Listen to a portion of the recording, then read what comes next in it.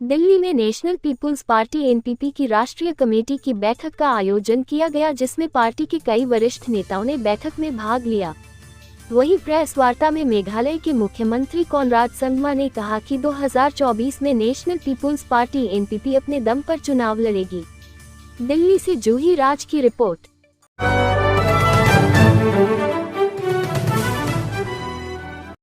वो ये है कि हम लोग चुनाव हम अपने कंडीशन में हम लोग लड़ेंगे।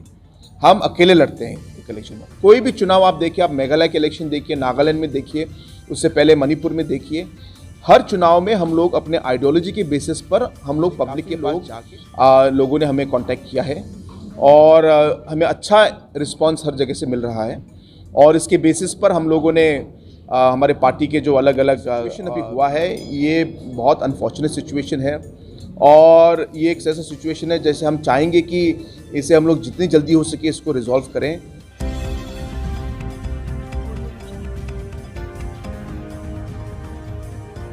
A very good afternoon to everyone and thank you for coming to this press briefing.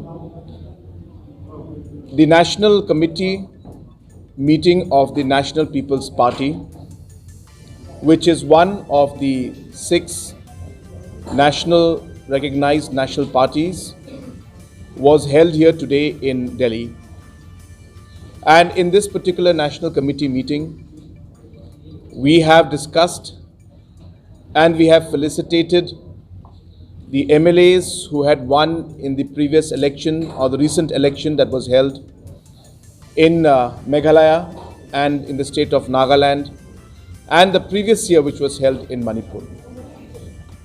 As you're aware, the National People's Party is one of the 6 nationally recognized national parties in the country.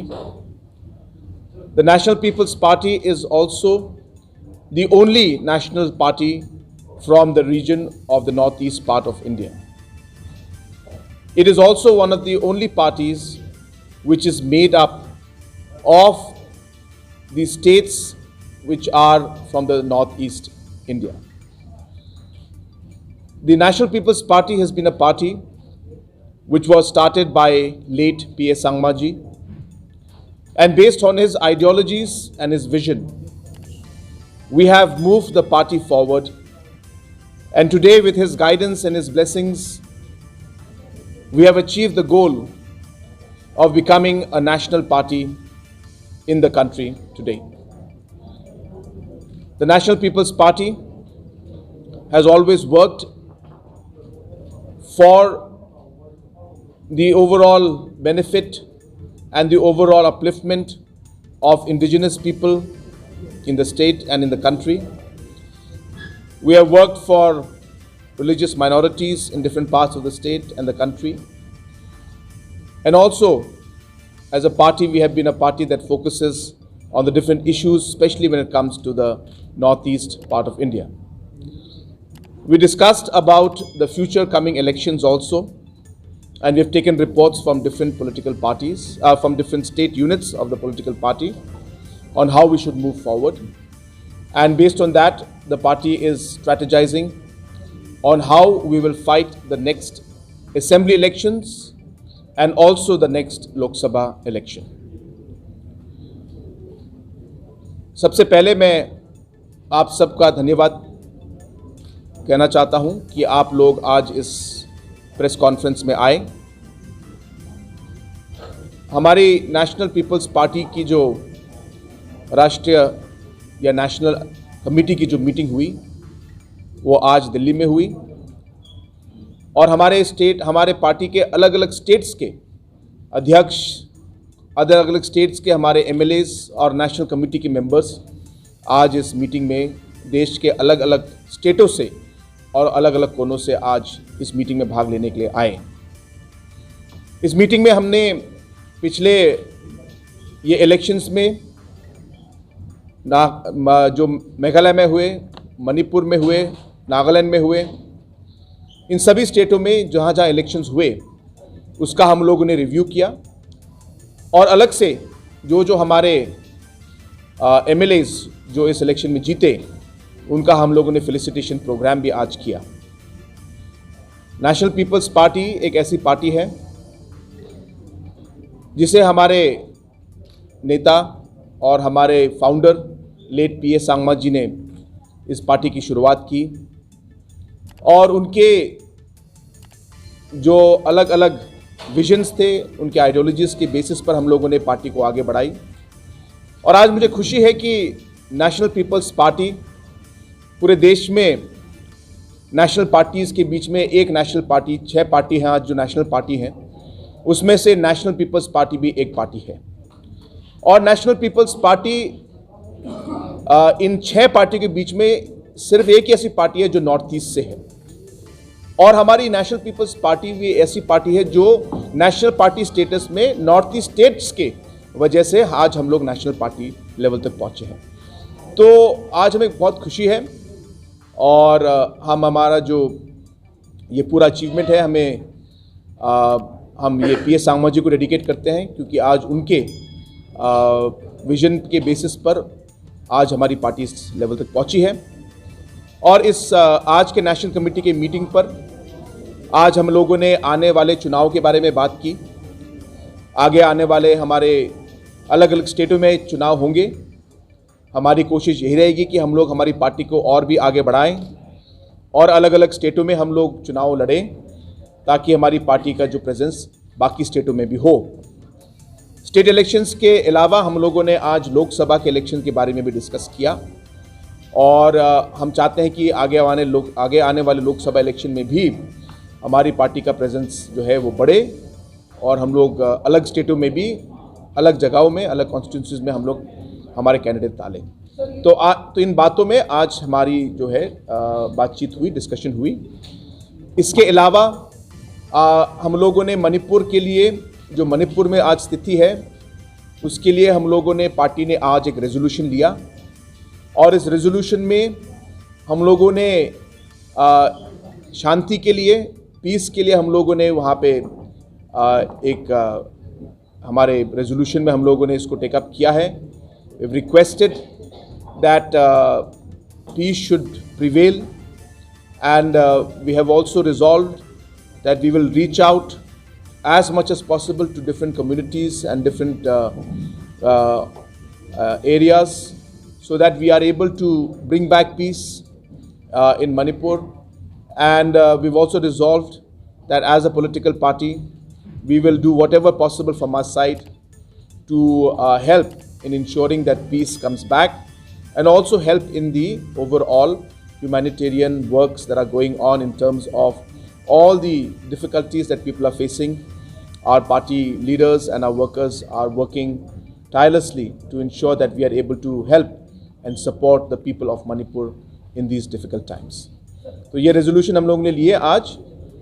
इसके अलावा अगर आपके पास कुछ सवाल है। भारत और दक्षिण भारत में एक्सपेंशन का क्या प्लान है आपकी पार्टी का? क्योंकि पूर्वोत्तर में तो बहुत अच्छी तरह से आपका पूरा प्लान अच्छी तरह से चल रही है, लेकिन काम कर रही है, लेकिन उत्तर भारत में जो उत्तर के राज्य हैं और जो दक्षिण भारत के राज्य, उस पर क्या प्लान है? हम लोगों ने अभी अलग अलग स्टेटों में अभी हमारे यूनिट शुरू किए हैं और स्टेट के काफ़ी जगहों से, जो हमारे देश के काफ़ी जगहों से काफ़ी लोगों ने हमें कांटेक्ट किया है और हमें अच्छा रिस्पांस हर जगह से मिल रहा है।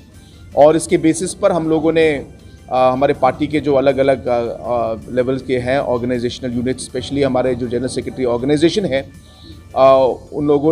उनकी तरफ से हमारा काफ़ी मूवमेंट रहा है और आगे आने वाले समय में हमारी पूरी कोशिश रहेगी कि हम लोग पार्टी को देश के अलग अलग भागों तक पहुँचाएं। देखिए मैं ये चीज़ आपसे मैंने पहले भी मैं कह चुका हूँ कि जब इलेक्शन आता है तो हमारा जो आइडियोलॉजी और हमारा प्रिंसिपल जो है वो ये है कि हम लोग चुनाव हम अपने कंडीशन में हम लोग लड़ेंगे। हम अकेले लड़ते हैं इलेक्शन में। कोई भी चुनाव आप देखिए, आप मेघालय के इलेक्शन देखिए, नागालैंड में देखिए, उससे पहले मणिपुर में देखिए, हर चुनाव में हम लोग अपने आइडियोलॉजी के बेसिस पर हम लोग पब्लिक के पास जाके हमारी जो सोच है वो पब्लिक को बताते हैं और उसके बेसिस पे हम लोग चुनाव लड़ते हैं। पॉलिटिकल सिचुएशन इलेक्शन के बाद अलग है, वो दूसरी बात है, लेकिन हर इलेक्शन में तो अभी भी आगे आने वाले चुनाव में भी हमारी एनपीपी पार्टी एक इंडिपेंडेंट पार्टी होके हम लोग अपने टर्म्स पे हम लोग इलेक्शन लड़ेंगे।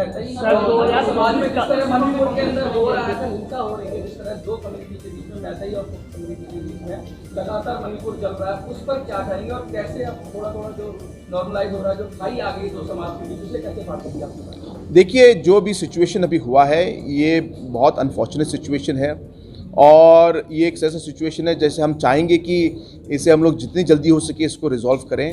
तो हम लोगों ने काफ़ी लेवल्स पर, अलग अलग लेवल्स पर हम लोगों ने सबसे बातचीत की है और हमने सबसे रिक्वेस्ट किया है कि हमें शांति लानी चाहिए वापस। और अलग अलग इश्यूज़ कम्युनिटीज़ के हैं, अब डिटेल में मैं कहना नहीं चाहता वो क्या क्या इश्यूज़ है, लेकिन अगर उसके सही कदम उठाया जाए, उसमें बातचीत अगर हो और अगर अलग कॉन्फिडेंस बिल्डिंग मेजर्स अगर हम लोग ले, तो मुझे उम्मीद है कि हम लोग वो इश्यूज़ को ओवरकम कर सकते हैं। लेकिन इसमें भारत सरकार की तरफ से भी, स्टेट लेवल से भी काफ़ी काम करना पड़ेगा, तो हमारी बातचीत उसमें भी जारी है। जो आपने बोल रहे हैं मणिपुर के स्थिति के लिए, वहाँ पे एक पूरा है इमिग्रेशन का इशू, तो आपको लगता है कि इमिग्रेशन पूरा नॉर्थ ईस्ट के लिए You see, immigration has always been, illegal immigration has always been a matter of great concern, and all communities in the Northeast have always, worked on this issue. So therefore, yes, illegal immigration is a problem, but there are ways and means to handle it. इसे हमें सही तरीके से हमें handle करना चाहिए ताकि इसको हम लोग ठीक तरह से रिजॉल्व कर पाए और इसे ठीक तरह से कंट्रोल कर पाए। तो these things have to be dealt with in a proper manner. Sir, as per your expansion, which states are you looking at, or have you not started deciding on the states? देखिए, हम लोग तो चाहेंगे कि हमारी party जहाँ जहाँ हमें एक अच्छा बेस और हमारा अच्छा रिस्पांस मिले, हम चाहेंगे कि हम लोग उन एरियाज़ को हम लोग स्टडी करें और उसमें चुनाव लड़ें। तो अभी हमारा जो है ओवरऑल इन जगहों में हमारा जो एक्सपेंशन या आगे चलने के लिए हम लोगों ने जिस तरीके से हम लोग आगे बढ़ रहे हैं, हर एरियाज़ में, नॉर्थ ईस्ट के स्टेट स्पेशली में हम लोग का काफ़ी यहाँ पे डिटेल में हमारा स्टडी हो चुका है और काफ़ी स्टेट्सों में हम लोग का हमारी सोच है कि हम लोग उनमें आगे चलें।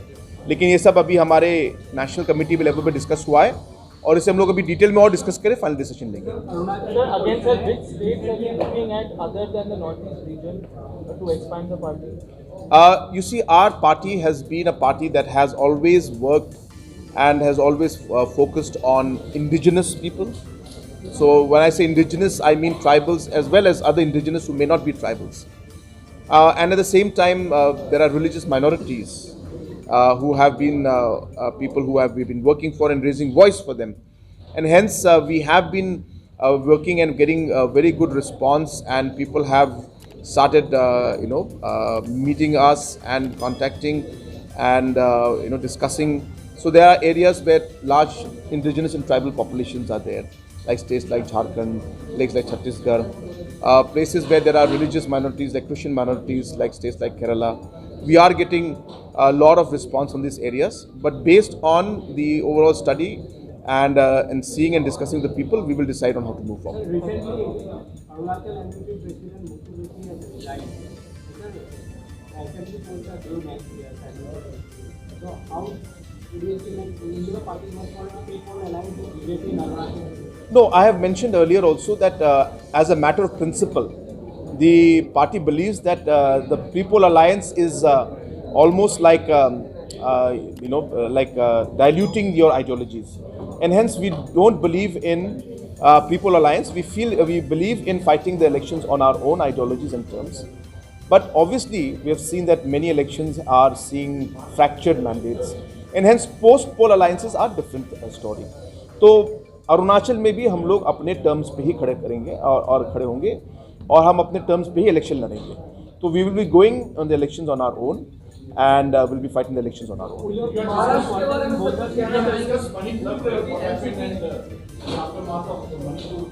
Yes, absolutely. Our Manipur MLAs were here.